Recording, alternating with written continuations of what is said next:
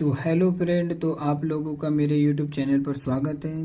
तो आज हम लोग पढ़ने वाले हैं या कवर करने वाले हैं कि बीट वाइज ऑपरेटर क्या होता है सी लैंग्वेज में, और इसको हम लोग एक्सप्लेन करेंगे एक एग्जांपल एक और प्रोग्राम की सहायता से। जैसा कि हमने पिछले वीडियो में पढ़ा था कि लॉजिकल ऑपरेटर क्या होता है, उसी प्रकार हम लोग इसको कवर करने वाले हैं। तो सबसे पहले क्या करते हैं कि इसका डिफिनेशन देख लेते हैं। Bitwise operator in C are used to perform operation at the bit level, that is they manipulate individual bits of data या value is known as bitwise operator। यानी कि इसके कहने का मतलब है कि जो bitwise ऑपरेटर है, ठीक है, हम लोग इसका प्रयोग करते हैं जैसे कि बीट ऑपरेशन या बीट लेवल में। जैसे कि हमारा जो कंप्यूटर है वो बाइनरी नंबर 0 या 1 को समझता है, ठीक है। तो जो हमारा किसी भी इंटीजर डेटा टाइप हो गया तो वो कितना बीट स्टोर करता है या कितना बीट या डेटा टाइप लेता है, तो वो उसको कन्वर्ट करता है वैल्यू में। जैसे 4 बीट इंटीजर जो है वो हमारा 2 बीट, इस प्रकार के जितने डाटा लेता है तो उसको वो कन्वर्ट करता है डेटा में या वैल्यू में, ठीक है। जो इंडिविजुअल बिट्स होते हैं उसको कन्वर्ट करता है या मैनिपुलेट करता है वैल्यू में, तो हम लोग उसे कहते हैं बिटवाइज ऑपरेशन। अब ये कितने होते हैं हम लोग उसको देखेंगे और एक्सप्लेन करेंगे वन बाय वन। तो bitwise operator explain one by one with example. तो ये हमारा जो होता है एंड होता है, ठीक है, इसको हम लोग सिंगल एंड से यूज करते हैं। और हमारा सेकेंड नंबर पर और आता है, फिर एक्स और आता है, फिर नॉट आता है, फिर लेफ्ट शिफ्ट और राइट शिफ्ट आता है, ठीक है। तो नोट में देखिए, नोट ये हमारा सिंपल होते हैं, ठीक है, इसमें कोई भी असाइनमेंट ऑपरेटर का इस्तेमाल नहीं किया जाता। यदि हम लोग बीट वाइज असाइनमेंट ऑपरेटर का इस्तेमाल कर रहे हैं तो जैसे कि ये हमारा हो जाएगा एंड असाइनमेंट ऑपरेटर, एक्स या और असाइनमेंट ऑपरेटर या एक्सऑर असाइनमेंट ऑपरेटर, ठीक है, जो कि हम लोग इन सब ऑपरेटर का इस्तेमाल अपने प्रोग्राम कोड में करते हैं, ठीक है, और असाइन कर कर उससे हम लोग रिजल्ट प्राप्त करते हैं, ठीक है। जैसे मैं एग्जांपल में देख लीजिए कि कैसे इस्तेमाल करते हैं, ठीक है। तो मान लीजिए हमने यहाँ पर a=4 ले लिया, ठीक है। यहाँ पर मान लीजिए हमने a=4, तो इसका जो हमारा बाइनरी होता है जो हमारा कंप्यूटर भाषा 0-1 में समझता है, तो हम लोग कैसे ज्ञात करते हैं। तो ये एक कोड होता है 1 2 4 8 16 32, ठीक है, एक प्रकार का ये कोड होता है। तो जहाँ, ठीक है, हमको मान लीजिए यहाँ पर 4 चाहिए, तो 4 यहाँ पर है तो 4 की जगह 1 कर देंगे और बाकी हम लोग 0 कर देंगे। इसी प्रकार अब हमको 5 के चाहिए, तो 4 और 1 = 5 होगा। 4 और 1 = 5 होगा, तो 4 के स्थान पर 1 और 1 के स्थान पर 1 कर देंगे और बाकी 0 कर देंगे, ठीक है। तो ये हमारा बाइनरी नंबर में आ गया, बिट में आ गया। अब हम लोग इसको कन्वर्ट करेंगे वैल्यू में या डाटा में, ठीक है। तो पहले हम लोग क्या करते हैं कि ऑपरेटर ले लेते हैं। तो मान लीजिए हमने एंड ऑपरेटर ले लिया और बीट वाइज, जिसका मीनिंग होता है बीट वाइज ऑपरेटर, ठीक है। तो ए को हम लोगों ने यहाँ पर डिनोट कर लिया, ठीक है, 0 1 0 1, ठीक है, तो 0 1 0 0। इसी प्रकार 5 को 0 1 0 1, तो 0 1 0 मान लीजिए यहाँ पर 1 रहेगा, ठीक है। तो हमने इसको डिनोट कर लिया,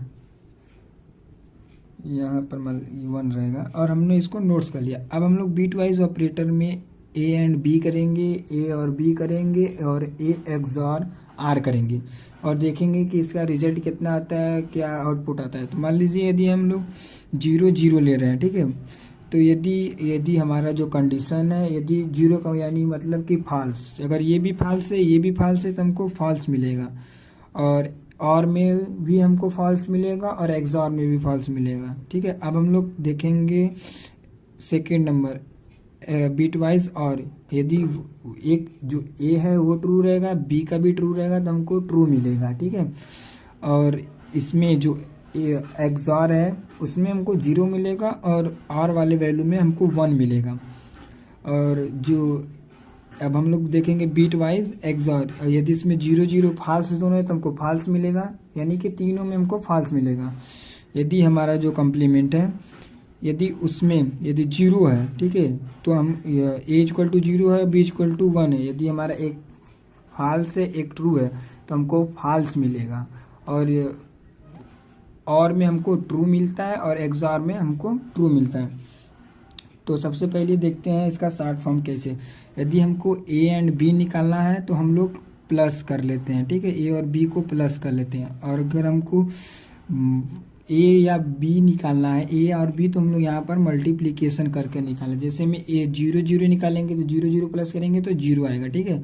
अगर इसका मल्टीप्लिकेशन करेंगे तो हमको 0 आ जाएगा। यदि 1 1 प्लस करेंगे तो 2, तो 2 हमारा क्या है, 1 से ग्रेटर है, तो 0 नहीं है, तो इसलिए हम लोग इसको 1 ही लिख देंगे, ठीक है।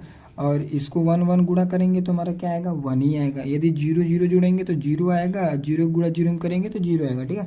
इसी प्रकार से हम चारों को ज्ञात कर लेंगे। तो सबसे पहले अब हम लोग देख लेते हैं कि ए एंड बी कर रहे हैं तो ये क्या है। देखिए 0 1 0 0 जो है वो हमारा क्या है, 4 है, ठीक है।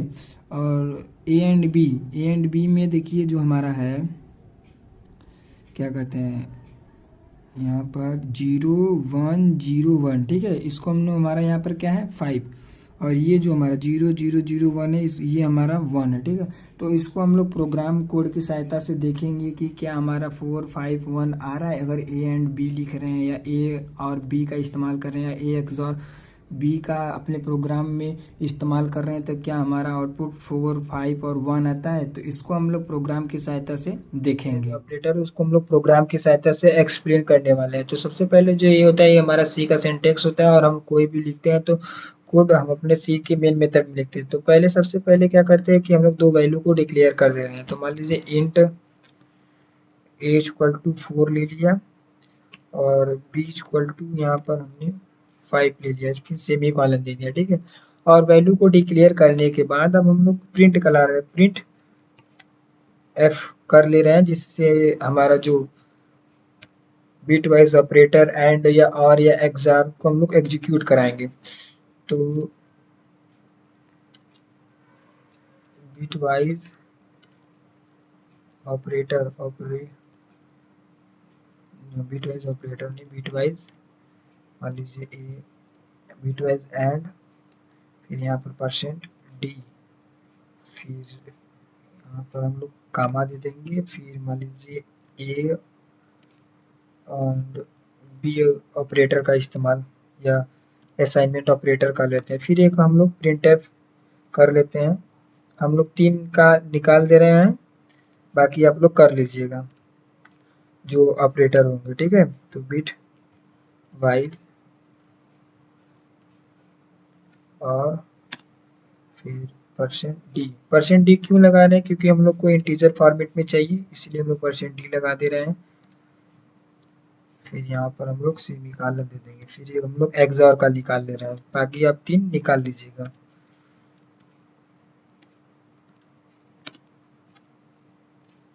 बिट वाइज एक्सॉर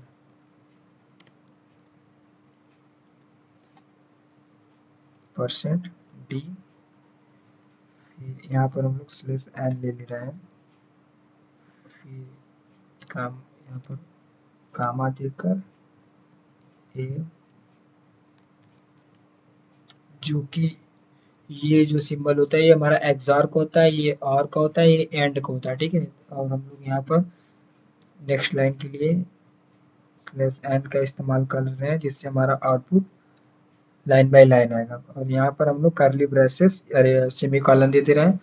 फिर हम लोग क्या करते हैं कि प्रोग्राम को एग्जीक्यूट कराते हैं कि हमारा क्या प्रोग्राम में कोई एरर है, तो F9 की सहायता से इसको एग्जीक्यूट कराते हैं। तो देखिए कि हमें 0 एरर 0 वार्निंग मिला, यानी कि प्रोग्राम में हमारा कोई भी गड़बड़ी नहीं है। तो हम लोग इसका आउटपुट देखते हैं। तो मान लीजिए हमने यहाँ पर F10 कर लिया, तो F10 करने के बाद देखा कि हमारा क्या जो बीट वाइज है,